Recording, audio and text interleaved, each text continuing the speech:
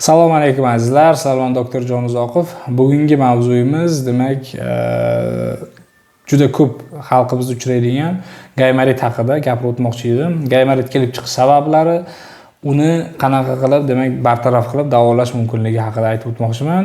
Azizlar, demak gaymarit bu burunni yon bo'shlig'i, mana bu ikkita tomonda yuqori jag'ni bo'shliqlari bo'ladi. Buni demak gaymer bo'shlig'i avtor bo'yicha shunday deb ataymiz. Aynan mana shu bo'shliqni shamollashi bu gaymarit deb aytiladi. Gaymaritning kelib chiqishining sabablari demak o'sha oddiy qilib tushuntiradigan bo'lsak, bu shamollash, infeksiya. Ya'ni bakterial, virusologik infeksiyalar demak gaymarit keltirib chiqaradi.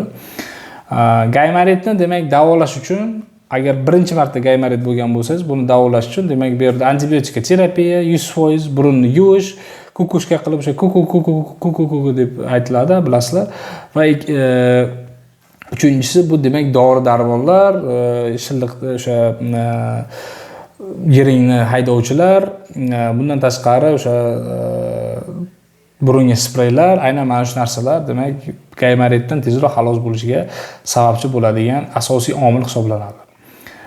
Endi siz demak gaymarit bilan bir necha yillardan beri kasallanasiz, bir necha yillardan beri muammongiz bor. Doktorlarga borgansiz, har doktorga borgan paytingizda, har sezon kelgan paytida, kuz, bahor oylarida demak doimiy kukushka qilib yudirib yurasiz va har doim boshingiz og'riydi. Bundan bitta butunlay qutulishning yo'li bu demak o'sha gaymer bo'shlig'ini kengaytirish. Gaymer bo'shlig'ini ichkaridan burun bilan bog'liq bo'lgan joyi bor. Demak tabiiy teshigi bor o'sha yerdan demak yiring oqadi. Aynan o'sha joyda kichkina ekanligi hisobiga demak gaymer bo'shlig'ida yiring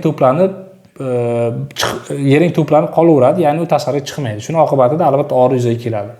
Buni bartaraf qilish uchun demak gaymer bo'shlig'ining tabiiy teshigini kattaroq berish mumkin. Bu demak to'g'riqonli operatsiya hisoblanadi. Buni biz bemalol qilib bera olamiz. Bundan tashqari o'sha stomatologga bordingiz. Stomatologga borganingizdan keyin plomba, yuqori jag'ga qo'yilgan plomba demak yuqori jag'ni gaymer bo'shlig'iga o'tib ketishi mumkin va bu ham albatta zamburug'lab o'sha mitsitoma deymiz, o'shanaqa narsalar hosil qiladi. Va bu ham albatta operatsiya yo'li bilan olib tashlanishi kerak. Demak yuqori jag'ni aynan mana shu yerda klokavoy yamka degan joyi bor. O'sha yerdan kirish mumkin dostib yoki burunning ichidan tashqarida hech qanaqa, ya'ni mana bu yerlarda razrez bo'ladi, mana bu yer kesilib olinadi. Ikkinchi usul esa bu burunning ichidan kirib, demak o'sha ichkaridan tozalab chiqish mumkin bo'ladi. Ikkita usulni ham qilamiz. Birinchisi ham, ikkinchisi ham ko'proq ikkinchi usulda, ya'ni burunning ichidan endoskopik FES deymiz biz, funksional endoskopik sinus surgery, o'sha usulda biz demak kiramiz.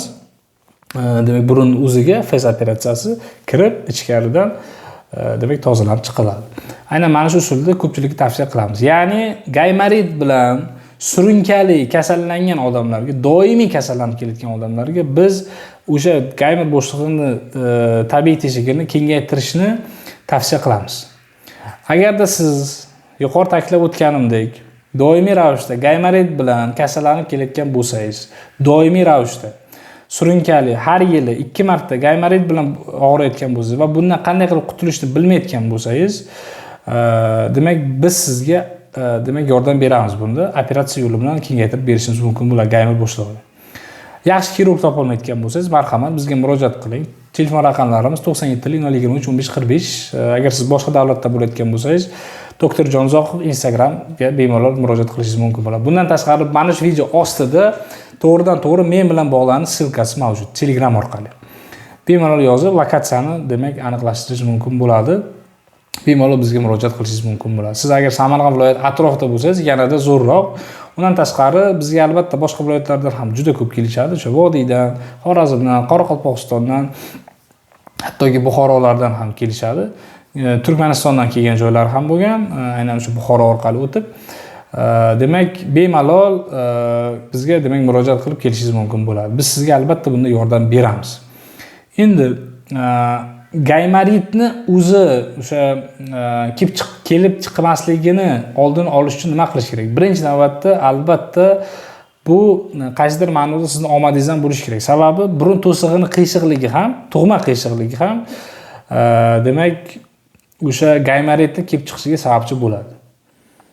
Agarda siz burun to'sig'ingiz tug'ma qiyshiq bo'ladigan bo'lsa, demak katta ehtimol bilan siz doimiy gaymarit bilan kasallanib kelasiz. Agarda yo'q, unaqa emas, tug'ma emas, o'ziga bog'liq bo'lgan jihatlari bor, ya'ni burun to'sig'ingiz nisbatan to'g'ri, demak gaymarit bilan doimiy kasallanmasligingiz uchun albatta siz organizm chiniqtirishingiz kerak. Chiniqtirish bu yerda o'sha tabiiy yo'llar. Ana endi biz sizlar bilan o'sha tabiblikka murojaat qilishimiz mumkin. Ya'ni o'sha tabiiy usullarga murojaat qilishimiz mumkin bo'ladi. Imbirli choy iste'mol qilishimiz mumkin, ko'proq chesnok yeyishimiz mumkin yoki limon yeyishimiz mumkin. Undan tashqari o'sha oqsilga boy bo'lgan mahsulotlar iste'moli, ko'proq harakat, sport bilan shug'ullanish, ko'proq yurish. Hozir chunki biz hammamiz deyarli hammamiz qanaqa ishlashimizdan qat'iy nazar o'tirib qoladigan, bir joyda o'tirib ishlaydigan odamlarga aylanyapmiz va bu albatta yanada ko'proq kasallanishimizga sababchi bo'ladi. Undan tashqari demak kontrastli dush, ya'ni o'sha issiq sovuqni aralashtirib, ya'ni 15 sekund issiq, undan keyin 15 sekund sovuqni aralashtirib, demak organizm chiniqtirib olish mumkin bo'ladi. Yuqori ta'kidlab o'tganimdek va eng muhimi bu stress. Stressda uzoqroq bo'lish kerak, kamroq asabiylashish kerak, kamroq ko'ngilga olish kerak. Chunki zamon shuni talab qilyaptiki, juda ham tezlashib ketdik biz. Xafa bo'lishga vaqt bo'lmasligi kerak sizda. Agarda uzoqroq, yaxshiroq faoliyat olib bormoqchi bo'lsangiz. Azizlar, shuning uchun ham yuqori ta'kidlab o'tganimdek, agarda sizda mana shunaqangi muammo yuzaga kelayotgan bo'lsa va bundan butunlay qutulmoqchi bo'lsangiz, bizga murojaat qiling, biz sizga bunda yordam beramiz. Azizlar, sizning sog'lig'ingiz siz uchun muhim ekanligini yodingizdan chiqarmang.